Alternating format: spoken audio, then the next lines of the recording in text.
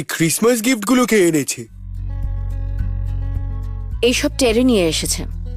কিছু গিফটস আছে যেগুলো আমি আপনাদের জন্য নিয়ে এসেছি। এইগুলো সব আমরা লাঞ্চের পরে দেখতে পারি। লাঞ্চের পরে কেন? এখনই খুলে দেখেনি, সবাই জেনে যাবে কি এনেছো তুমি। এইসব কি তর্কাতর্কি হচ্ছে?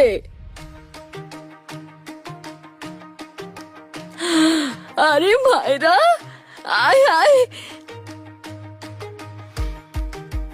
ও মায়েরা, মাই ডার্লিং, কি সুন্দর লাগছে তোকে। থ্যাংক ইউ দিদা। Merry Christmas. Merry Christmas. Meet my husband Terrence. Merry Christmas দিদা। তোর হাজবেন্ড তো খুব হ্যান্ডসাম, আর তোদের দুজনকে খুব সুন্দর লাগছে। থ্যাংক ইউ দিদা। আরে মা, তুমি এখানে কি করছো? তুমি রেস্ট করবে না নাকি? আমি আমার সব থেকে প্রিয় নাতিনিটাকে দেখতে এসেছি। ওকে আর ওর স্বামীকে দেখার জন্য আমি আর অপেক্ষা করতে পারছিলাম না। দেখে নিয়েছো? পছন্দ হয়েছে তো?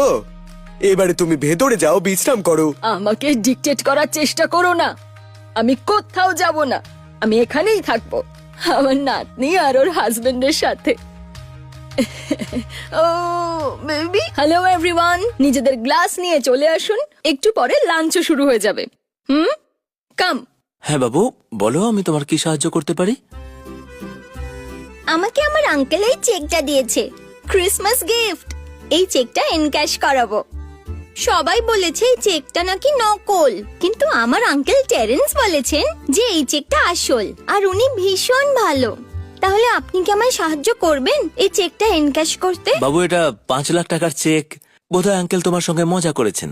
না না, উনি সিরিয়াস ছিলেন। প্লিজ আপনি ঠিক করে চেক করুন না। Okay mister Tarrant, oh I am sorry Babu,